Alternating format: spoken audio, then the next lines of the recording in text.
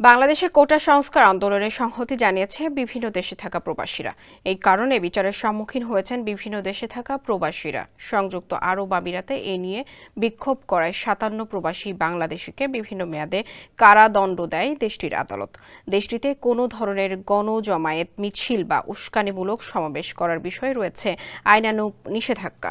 এসব প্রবাসীদের নিরাপত্তা নিয়ে উদ্বিগ্ন প্রধানমন্ত্রী শেখ হাসিনা। তথ্য প্রতিমন্ত্রী মোহাম্মদ আলী আরাফাত শনিবার তথ্য ও সম্প্রচার মন্ত্রণালয়ের এক সংবাদ বিজ্ঞপ্তিতে এ তথ্য জানিয়েছেন। বিজ্ঞপ্তিতে বলা হয়, অন্য প্রবাসীরা যেন আর কোনো সমস্যার সম্মুখীন না হন সে বিষয়ে প্রধানমন্ত্রীর নির্দেশে দূতাবাসগুলো কাজ করছে।